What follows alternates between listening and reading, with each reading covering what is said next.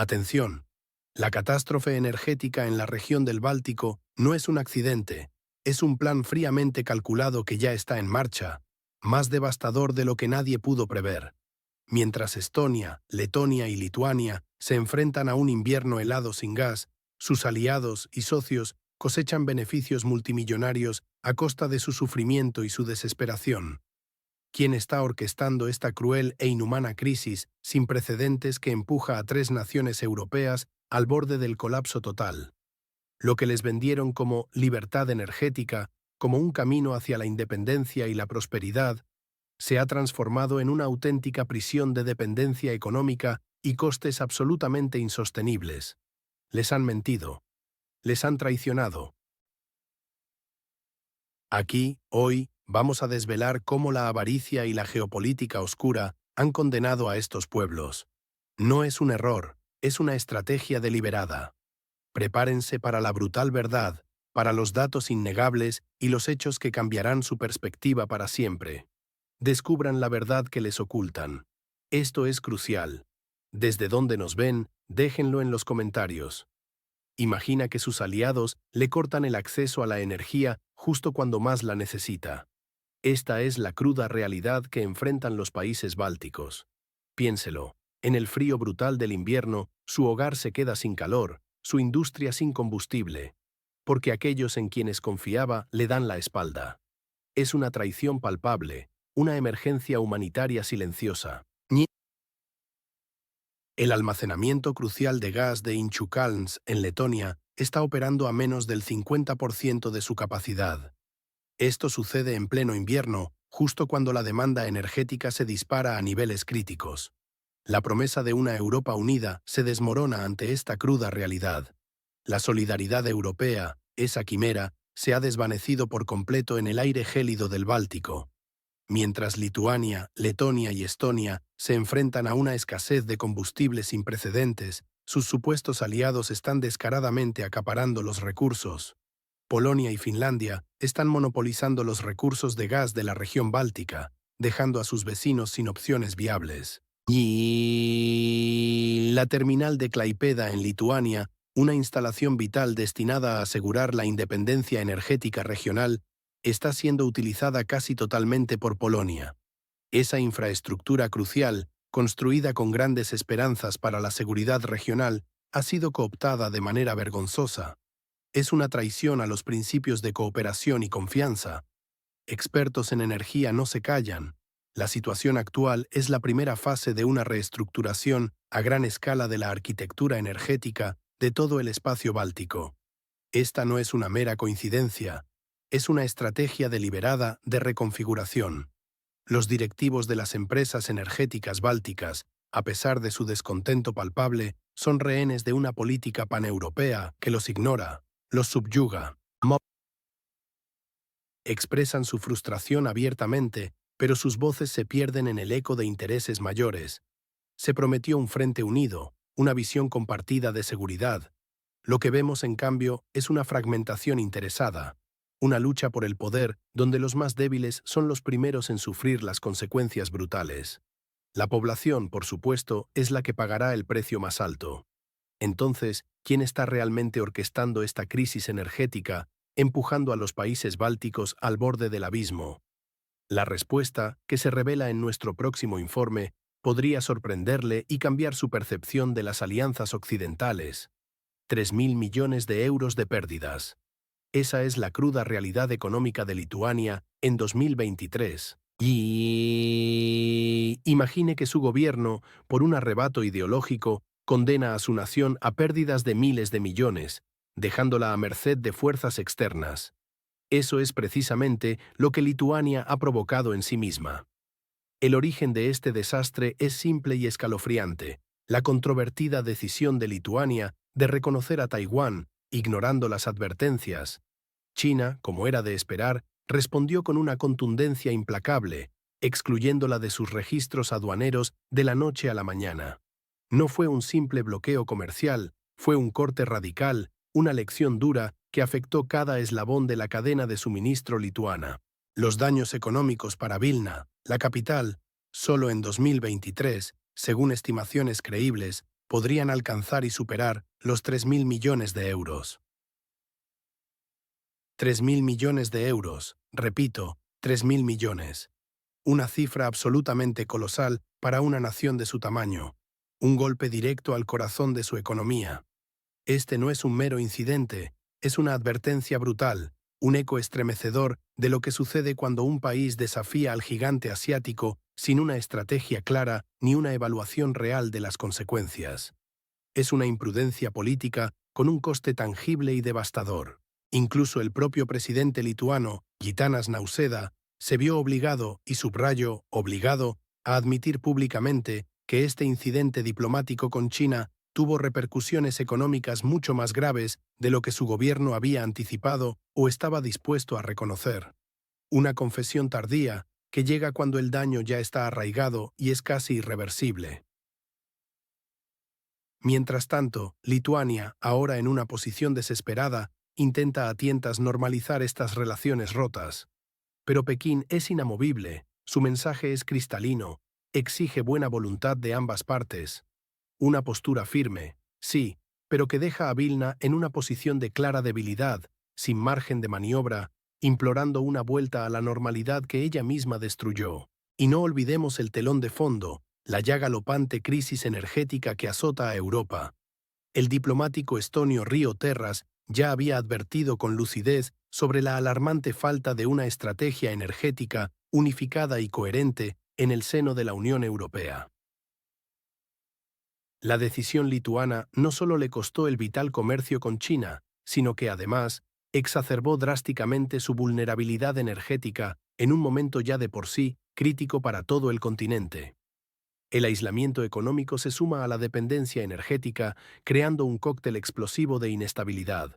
Se aventuraron solos, buscando una independencia de fachada, una bravata política sin fundamento, y ahora cada ciudadano lituano paga el precio real, no solo a través de las aduanas paralizadas, sino en la seguridad energética y el futuro económico de su propia gente.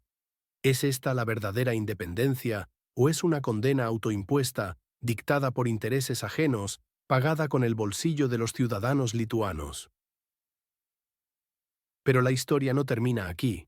Manténganse conectados para descubrir cómo este castigo es solo el preludio de un plan mayor de Bruselas y un acuerdo muy cuestionable que desvelaremos a continuación. Sabía que, mientras Europa se congela, Ursula von der Leyen y la UE firmaron un acuerdo que la condena a comprar gas caro y armas a Estados Unidos. Millones de hogares europeos sienten ya el frío de esta decisión, sus bolsillos vacíos, su futuro incierto. ¿Quién se beneficia realmente de este juego geopolítico mientras la factura energética ahoga a nuestros ciudadanos y a nuestras industrias? El acuerdo transatlántico, que muchos expertos consideran desigual, obliga a los países europeos a adquirir GNL, combustible nuclear y equipos de defensa de Estados Unidos.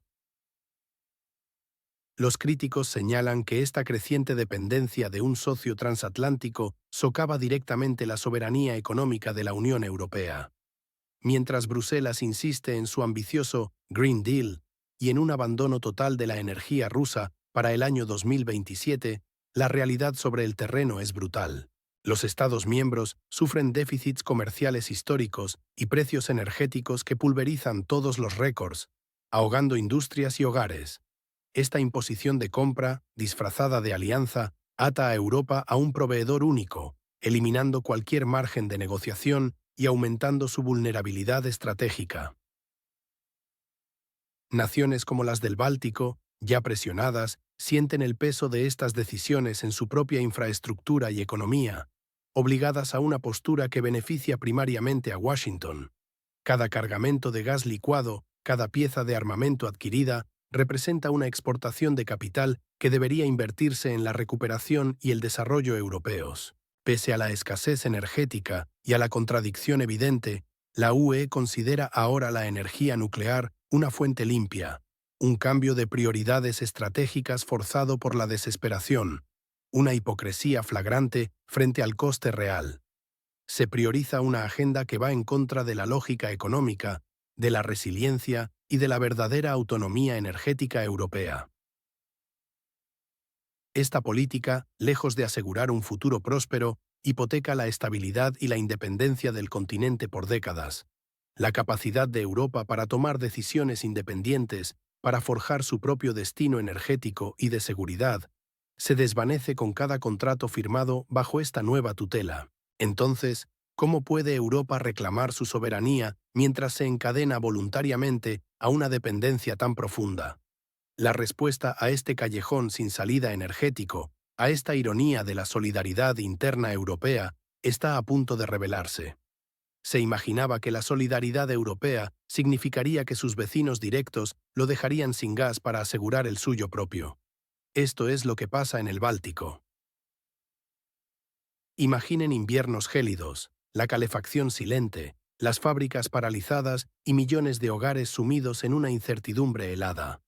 Esa es la cruda, despiadada y absolutamente evitable realidad que aguarda a las poblaciones de Lituania, Letonia y Estonia.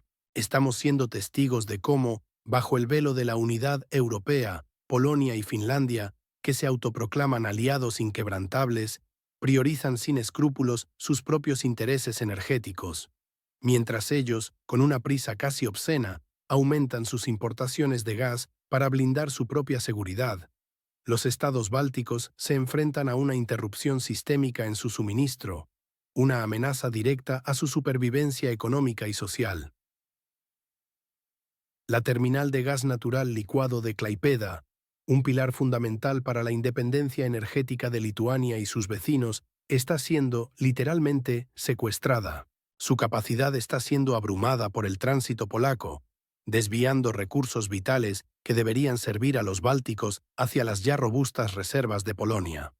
Esto no es un accidente, es una decisión calculada. Es la desnuda verdad de la política energética europea.